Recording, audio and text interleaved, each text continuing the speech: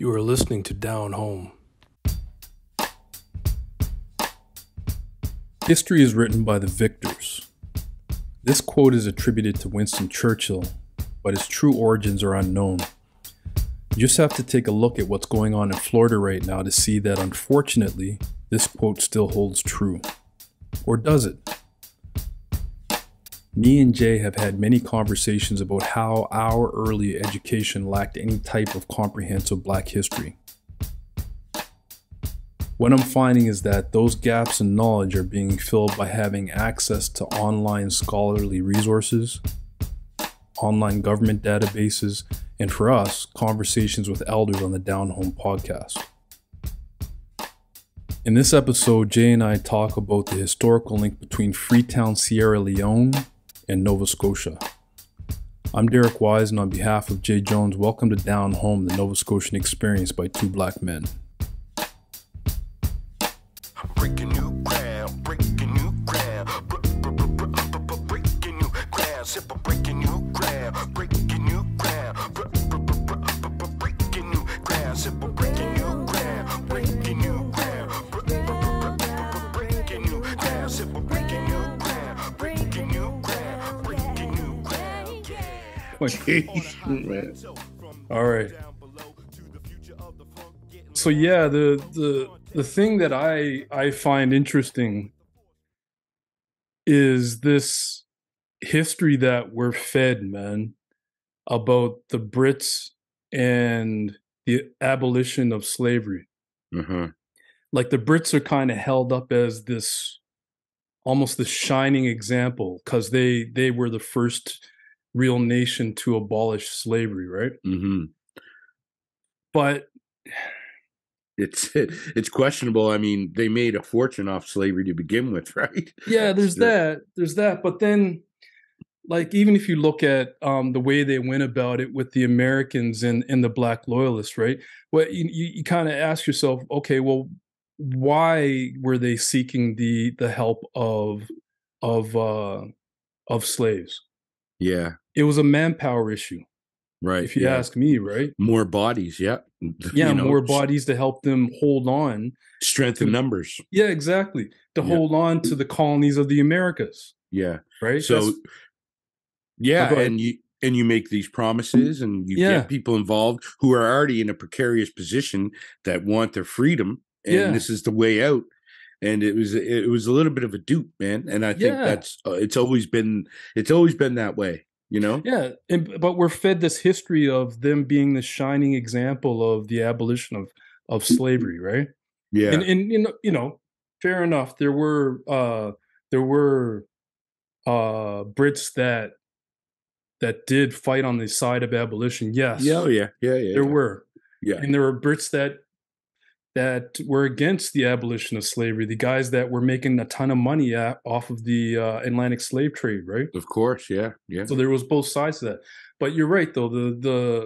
The promises that were made to the loyalists and what they actually encountered when they got to Canada.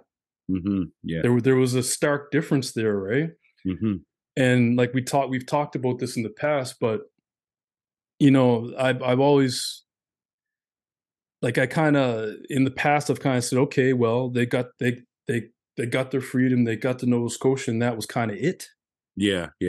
But that's not where the story ends, though. No, like and this is the whole thing that we often talk about as well. I guess with the internet, everything is much more readily available than it used to be. Yeah, accessible, man. Yeah. But some of these stories I've heard talk of them, but then when you sent me these this article today, I was like, wow, man, I didn't know the depth of the story. There might have been a little blurb. Yeah, I think I did know that there was a mass exodus to go to Sierra Leone, right? But I didn't know the details of what happened when they got there. And this story really starts with Thomas Peters, a sergeant in the Black Company of Pioneers, which is a regiment of Black loyalists that fought with the British in the American War of Independence. The regiment was eventually disbanded and ended up in what is now known as Shelburne, Nova Scotia. Peters witnessed firsthand how many black loyalists were having trouble receiving what the British had promised for their loyalty during the failed war: farmable land. Peters organized petitions to shed light on the plight of the black loyalists. When this fell on deaf ears, he decided to travel to Britain in 1791 to present the case in person to the British legislature. Ultimately, Peters' efforts to get the Crown to fulfill their promises did not work, but his story did attract the attention of a wealthy abolitionist, Granville Sharp. It just so happened that Sharp was part owner of the Sierra Leone Company, which was in the process of trying to set up a settlement in West Africa and had the idea of populating the area with freed slaves. I admit that it's sometimes a futile exercise to look into the past and apply today's morals and logic on the actions of historic figures. Yes, on paper it looks like Granville Sharp had pure altruistic motives when he saw the plight of Thomas Peters.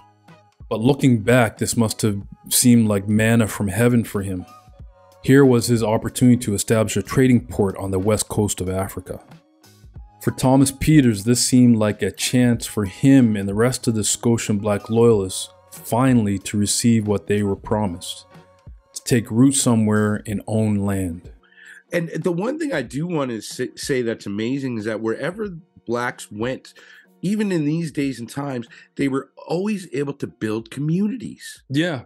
You know what I mean? And thrive. Mm-hmm. It's and it's like, but then something would happen where, they were, maybe something was happening too well, and then systematically the people in power, they took it away. It was just a really interesting thing, because reading how sort of Freetown came along and everything like that, it was just like, man, you guys were able to build, after these promises that you didn't have. And the thing that I love about it, especially with the mass exodus to Sierra Leone, is the slaves that left, they wanted their dignity. There was a quote there in the article, and I was like, oh my God. And it just, things like that just really hit you, because you're like, oh my God, this is what they were fighting for. They were thought of as lesser than, and in some ways in these situations they were just used as a power play for the numbers, and always the workers, always we can. And it's so funny because with stereotypes, not to go off course, but with the stereotypes, we're supposed to be the most laziest the stereotypical. You know what I'm saying? Lazy, can't do nothing, this and that. But we're building communities, and we're fighting against these people who really rule our lives and want to, take away our pride and dignity. Exactly, man. Exactly. But can you imagine though? You have, you have the forethought and the drive to leave your home that your generations have lived on in this system of slavery, right? So you've left your home, probably with what's on your back, and you've joined this fight with the Brits. Yeah. Right? The Brits lose, and they make these promises of, okay, they've made the arrangements for you to leave. Right? Yeah. And you get to this place, and you found a place in our ancestors' example. It's Nova Scotia, and the promises that you were fed are just not there. Yeah, the promise of land, right? Yeah, the land is not farmable. The promise of a living, a dignified living, and it's not there. Yeah, right. Yeah. And then you have the forethought. Okay, well, we're going to call these people out on this. Right? Yeah. And this is what they did. Yeah. Yeah. This is what they did. They called the Brits out on this and said, hey, this is not what we, but the thing is, this is years of doing that, because a lot of the people that left for Sierra Leone, they were in Nova Scotia for almost 15, 20 years. Yeah. Yeah. Right. Yeah. And then, they're shipped, the promise of Freetown in Sierra Leone. Yeah. And even that wasn't perfect either, No, yeah. This wasn't the Sierra Leone Company's first attempt at establishing a coastal port town in Western Africa. In 1787, the company attempted to form a settlement called Granville Town. This first settlement was populated with 400 former British-born freed slaves. However, the settlement failed after several attacks from the indigenous population. Thomas Peters reported back to the Nova Scotians that there was a new opportunity for settlement, so his followers appointed him their spokesperson with the Sierra Leone Company. In 1792, 1,100 Nova Scotia Black Loyalists arrived in the west coast of Africa and helped establish Freetown. The establishment of Freetown was not problem-free. The Black Loyalists found that the broken promises of the British Crown back in Nova Scotia became the broken promises of the Sierra Leone Company in Freetown. Even after almost a decade on the west coast of Africa, many people still had not received the land promised for settling in Freetown. This led to a revolt in 1800. 5 years earlier, British officials used the military-savvy Jamaican Maroons to put down a Black Scotian revolt in Nova Scotia. Well, the Brits decided to use the Maroons to put this revolt down as well. I find this a very problematic part of Nova Scotian history. The British used the battle-tested Jamaica Maroons not once, but twice to put down a Black Loyalist revolt. A revolt caused by broken promises by British officials. And, I'll have to go into a little bit more depth, but yeah, I mean, the conditions were kind of almost the same over there, so Yeah. no matter, but yet they were able to be, do what they have to do to survive, which is, I think, is the true statement of anybody or anything who's been through what, people go through, in those times, especially slavery. Yeah, man. The other thing that it kind of amazes me is and we see it in today's society too, and how nations treat each other that are at conflict, right? Yeah. It's almost the freeing of the slaves and the promise to get them out. It's almost like a middle finger. The Brits. It's almost like a middle finger to the Americans. Like, we're going to take your free labor away from you. Yeah, yeah. It almost feels like that, and I didn't see that anywhere in the history. But that they don't write stuff like that in history books. The other thing that was amazing is that Freetown was used as a naval port by the Brits, right? Mm-hmm. And from 1800 up till 1888, the Brits would patrol the Atlantic, and they would capture slave ships. Yes, and bring the freed slaves to Freetown. Yeah. So I saw that, and I was like, what's up with that? I know. Isn't that so once again, it's still there were some forward thinking people who really kind of wanted to actually help blacks get back to some sort of status, but still the ultimate goal was kind enough to empower them to do better for themselves. Of course, they make the money, but that did happen. And I think it was for that reason, because this place wasn't established yet. It needed to be built. It needed to be. So think about that. You're able to have your freedom, and you're kind of getting a little bit of what you want, promised with the help of that, but you're still under the same sort of thing. Yeah, and colonial rule. Yeah, and that's the other thing. It's not about being angry about what has happened, in the past. It's a horrible, stain against humanity, no question. But people don't take the time to think about that generational trauma, man, that just leaks through and seeps through. We're still affected by what happened to our Black loyalist settlers. You know what I mean? Yeah. Just by our bloodline, and and we carry that because we see it, because often what happened back then is still happening now. You know what I mean? Exactly. So, but the other part of the Brits capturing slave ships, again, it's kind of another middle finger to the Americans. We're taking your free labor. Yeah. That's what I got out of it, right? It's like, we're going to put an end to the Atlantic slave trade because it puts a dent in your free labor. Yeah. And we can use it to, get ours, but under a guise of a slightly different thing, because you promise more things and you do give it, but for the greater good, this is going to help you economically. Now, the Americans, they were using it as like a brutal, man, oh man. you But know. it's interesting, isn't it? Like the Mhm. power play Yeah, that's of, it's between these two nations. yeah, and I think You that's know. what it's always kind of been. Even in today's world, look at all the nations that are always Mm, trying to, they're always fighting, you yeah, know? yeah, yeah. The other part of the establishment of Freetown um was there was another settlement that was established previous to that, and it was made up of poor blacks. Once slavery was abolished, there was a bunch of uh, black people in areas of London that were basically their care was now it was like almost kicking them out, Right, right, right, right, right, and right. it created black ghettos in London. Yeah. And there were people that were not in favor of the abolition that were like, okay, well, you're taking our slaves away from us.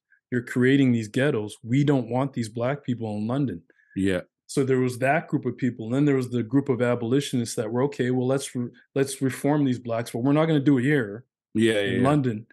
Let's ship them back to Africa, To Africa, yeah, yeah. and that's what they So did. yeah, so they were all there was a mix of in Sierra Leone, right? Yo, yeah, yeah, Yeah, definitely. yeah, There was that group of Londoners yeah, that were there beforehand, before the establishment of Freetown. yeah. There was them. There was the loyalists Loyalists, from yeah. Nova Scotia, Scotia, yeah. and there was also the Maroons that came in 1800, Right. Yeah. as well as the indigenous population Yeah, yeah, yeah. that were So there already, right? yeah, So yeah. they all mixed in together to create Sierra Leone. The descendants of the Nova Scotian Black Loyalists and the Jamaican Maroons are known as the Sierra Leone Creole people. They generally live in and around the western part of Freetown. Yeah. But you wondered also, because the Maroons were established, an established military presence, right? Mm-hmm. So those 500 Maroons, I wonder if that was part of the decision that's to hold that out to them to help solidify the British Right. hold Foothold, in that yeah. area, was Yeah. because the Maroons were fighters. They were freedom Fighters. fighters. And they had trouble with them. That's why they were sent away in the first place. Yeah, Because exactly. they Yeah. didn't want to stand up to the thing, and they were fighting against it. Yeah. And so I think that's how they gained that foothold, Yeah. because the Maroons were no joke, man. No, they were no joke. So you take them to Nova Scotia, they quelled an uprising Nova Scotia, and then you Yeah. bring them to Sierra Leone so that you can solidify your established there. This the British colonial system, man. Yeah, man. And there's a lot of Jedi mind tricks going on there. Yeah. I'm telling you, man. It seems Yeah. like it's quite funny, actually. Mm. You know, and also, man, just Nova Scotia's imprint on that part of history. Like, you know Mhm. what I mean? Like, Yeah. how it always kind of had a play, like even in the rich history that we know, but where it started. It's just amazing, and that, Mhm. and our families were a part of that. Yeah. The thing is, though, we're 50 years old, and this is Black history that was never taught to us. Yeah, I'm 22, but no, I'm just kidding. No, I'm kidding. No, you're right. It's history Yeah. that wasn't taught to us at all. Yeah, Yeah, man. It's Yeah. crazy. yeah, Yeah. and it is kind of interesting to just look at these things. But and then there's like that project that is going on in Nova Scotia talking about the Sierra Leone Mhm. exodus and everything like that. Yeah. And that's good. And some of these kids, like I was reading some of their quotes, and they're like, it's good to know our history, to know where I we know, came from. And they man. were aware that what was happening then is still happening today, just in different ways, right? Yeah, yeah. You know what I mean? And that's important, especially with those youths, because they're the next generation. Yeah. And hopefully it can get better, because Mhm. it's kind of crazy that they even can say that after almost 500 years, Yeah. True. Yeah, we've made progress, but have we made progress in the way that True. equality exists? Mhm. I don't know about that. Yeah. Breaking new ground, breaking new ground, breaking new ground, sip breaking new ground. You have been listening to Down Home. Subscribe wherever you listen to podcasts. Breaking you down, sit for breaking you ground, breaking you ground, breaking you ground, yeah. On a high plateau, from the one down below to the future of the funk, getting lost in the flow. Contact with the spark magex. Now it's time to flex with the force from the soul, reaching all aspects, getting deep, no time to sleep. As you reach your next phase, laying it all on the line. New trail start to blaze. It's a fire inside, a brand new path, breaking down the sum to one. Feeling free, I just laugh with the joy of The song, Breaking New Ground, from The Breakdown. like magic prescribed, only to see the perfect blend, like a diamond in the rough, ready to drop a perfect gem. It's time to shine so fine to see what you find. Revolution.